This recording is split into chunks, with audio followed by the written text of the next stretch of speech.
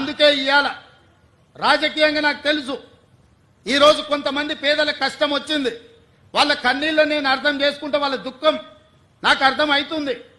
మధ్యతరగతి వాళ్ళు జీవితాంతం కష్టపడి సంపాదించుకున్నది కొంతమంది మోసగాళ్ల చేత నమ్మి మోసపోయి టీఆర్ఎస్ సన్నాసులను నమ్మి లక్షల రూపాయలు పెట్టి కొనుక్కున్న ఇండ్లు అధికారులు వచ్చి కూలగొడితే ఆ కుటుంబం యొక్క దుఃఖం, ఆ బాధ నాకు తెలుసు. కానీ ఇట్లనే వదిలేసుకుంటూ పోతే ఇవాళ చెరువులను ఆక్రమించుకొని నాలాలను ఆక్రమించుకొని మూసీని ఆక్రమించుకుంటే ఈ సమస్యకు పరిష్కారం ఎక్కడ? ఇవాళ వాళ్ళని తొలగిద్దాం, తొలగించినప్పుడు వాళ్ళకు వచ్చిన నష్టాన్ని ఏ విధంగా భర్తీ చేద్దామో మీరు సూచన ఇవ్వండి. ఈ ప్రభుత్వం సిద్ధంగా ఉంది.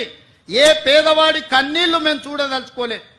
ప్రతి పేదవాడికి ప్రత్యామ్నాయం చూపించాలన్నదే నా ఆలోచన. ఇవాళ మూసీలో ఆ దోమలు, ఆ కంపు, ఆ కలుషితంలో నేను సూటిగా బీఆర్ఎస్ బీజేపీ నాయకులకు ప్రజాప్రతినిధులకు సూచన చేస్తున్నా.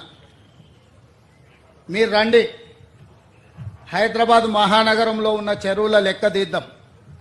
చెరువులలో ఎఫ్టీఎల్లో ఎవరున్నారు, బఫర్ జోన్లో ఎవరున్నారు, నాలాలు ఎవరు ఆక్రమించుకున్నారు, ప్రభుత్వ పార్కులలో అక్రమ నిర్మాణాలు ఎవరు చేశారు, ప్రభుత్వ భూములలో అక్రమంగా వెంచర్లు ఎవరు వేసిండ్రు, ప్రైవేటు భూముల్లో అనుమతులు లేకుండా ఎవరు కట్టిండ్రు.